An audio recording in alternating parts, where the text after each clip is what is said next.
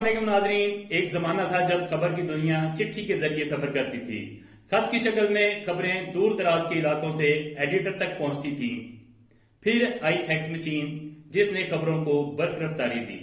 इसके बाद ईमेल का जमाना आया जहां अल्फाज को रफ्तार मिली और अब व्हाट्सएप तक ये सफर पहुंचकर ठटक गया है। अब सहाफत सिर्फ खबर भेजने का नाम नहीं रही।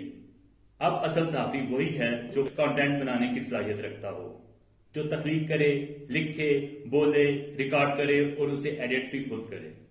अब एक मुकम्मल मीडिया टीम का काम करने वाला ही सहाफत के म्यार पर पूरा उतरेगा। बात को बेहतर तरीके से समझने के लिए आइए जरा तारीख की तरफ चलते हैं।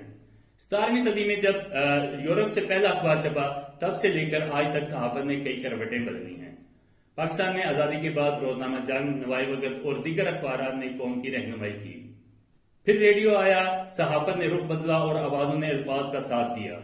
टीवी ने चेहरे दिखाए तो न्यूज चैनल का सैलाब आ गया और अब डिजिटल मीडिया ने दुनिया को हाथों में कैद कर लिया है। यूट्यूब, फेसबुक, इंस्टाग्राम, टिकटॉक सब सहाफत का नया मैदान है। सहाफत के इस सफर में जिस सहाफी ने खुद को जदीद दौर के तकाजों से हम आंग नहीं किया, वो वक्त के धारे में गुम होकर रह गया। तो दोस्तों, अब वक्त है एक बार फिर खुद को अपडेट करने का। अब आपको सिर्फ वाकया लिखने वाला रिपोर्टर नहीं रहना, एक script writer, videographer, voice artist, editor बनने के साथ मजीद कई स्किल्स जो हैं वो सीखनी होंगी, क्योंकि अगला दौर सिर्फ और सिर्फ डिजिटल मीडिया का है। अगर आप भी डिजिटल सहाफत के इस सफर में हमारे काफिले का हिस्सा बनना चाहते हैं तो हमारे चैनल को सब्सक्राइब करना ना भूलिएगा। अब तक के लिए इतना ही, मिलते हैं अगली वीडियो में। तब तक के लिए मुझे दे इजाजत। अल्लाह हाफिज।